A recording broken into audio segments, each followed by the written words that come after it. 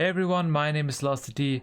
For today I wanted to make a video talking about games. You know, I grew up playing a lot of games which I really liked and which were underrated, and also a lot of games probably that I shouldn't have played because they were just so bad and most likely overrated too. So I thought I would be making a list basically naming the best 5 underrated games of all time I've personally played. So this means, of course, this list is completely based on my opinion and my perspective. These were the games that I played.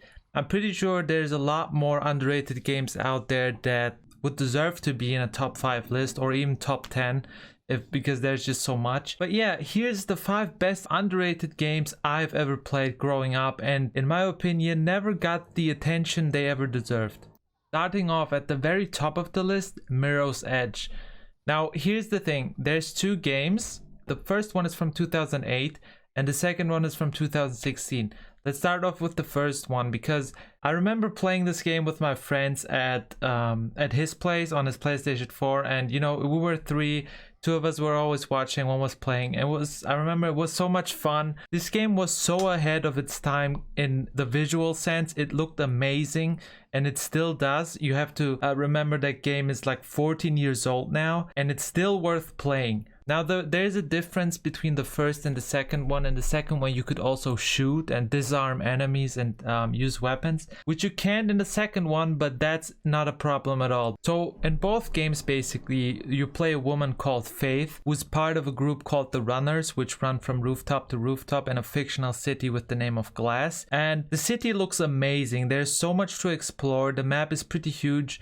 The story is very compelling, but the most importantly, the combat was just awesome in this game. What you basically do most of the time is fighting these KSEC guards belonging to the government on the rooftops with really sick moves. Disarm them, use their weapons against them, and run and hide from them because their only mission is basically to shut you off and arrest you. The city's design is very modern and it really looks beautiful to just play and move and just explore this huge world that you can just move freely around on. And there's so many places which might seem unreachable, but most of the time if you just try and experiment, you will usually get there. The second game was released in 2016, which many people expected to be a sequel to the first one, but it wasn't. It turned out to be a reboot of the franchise and be a standalone game basically. That means you could, if you really wanted to, just start playing the second game without having played the first one. The stories are, as far as I know, very similar, if not the same. So it's really up to you whether you want to play both or one of them, but it's definitely worth it, especially if you're a fan of parkour and combat games. So I can highly recommend both of these games. I had such a great time playing it. I spent so much time exploring the world of both games, and it's right up there in the #1 place on my list. The second game is actually pretty new. It was just released recently, you could say. I think it was even just last year that I played it. It's Kena Bridge of Spirits, which is a indie game that when the first time I saw their trailer and screenshot, this game looked really good. So the first thing I was thinking when I saw this game was, this game has to be good once it's released. And it really was, because not only did the studio get financial help from Sony, it was, I think, they really managed to spend that money well and brought out a high quality game. An open world adventure game basically, which would probably resemble Horizon Zero Dawn the most, but still it's very unique and there's nothing out there that could really compare 100% to this one. As far as I know, it's out for PC and PlayStation 4, so if you own any of these consoles or systems, you should definitely check out Kena Bridge of Spirits. This game offers such a beautiful open world with great visuals, amazing combat, amazing weapons and skills that you can adjust, and the more you progress in the game that you can improve and use against enemies. There's frequent boss fights that are not too hard but also not too easy, and it will definitely take you a couple times to actually defeat them. And I don't think this game has really gotten enough attention when it came out, and even now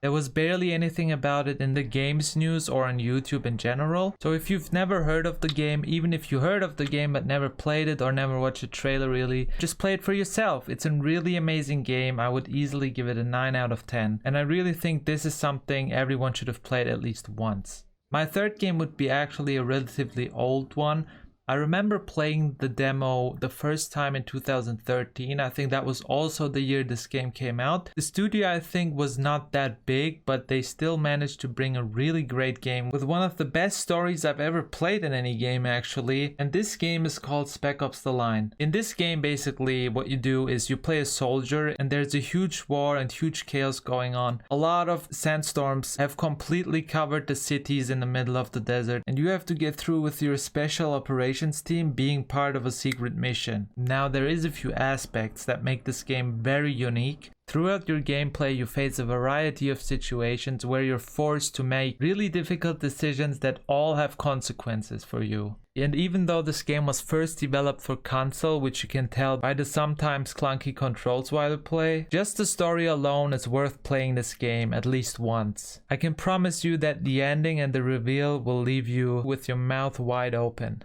Number 4 on my list is a game called Get Even. It's another indie game that was released on Steam in 2016, which I would describe as a slight horror/thriller game in the first person. This game specifically really stuck out to me because of its story, because it was so movie-like and thrilling the entire time. You just keep playing and solving puzzles, and you're being sent from normal gameplay to dreamlike gameplay, where you find your character dreaming and reliving some of his memories which are connected to the story and which might reveal information that you might need for the story. This game is definitely for you if you enjoy complex and story-rich games with an awesome narration. I don't remember correctly, but I think this game was only released on PC.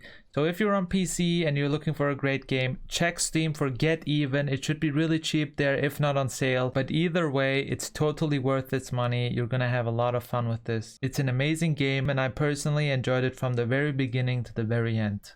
The last game on my list is actually a game that I played on my channel, and this game is called I Am Alive. The first time I heard about this game, I was playing on Xbox 360. That was 2012 or 13. Back then, this game was developed by Ubisoft, and they had released a short demo which I played. And this memory that I had of the demo was basically in the back of my head the entire time until last year, where I actually finally decided to play the game completely, and I enjoyed it really much. Now, the story is basically something happened and the entire world seems to be in ruins.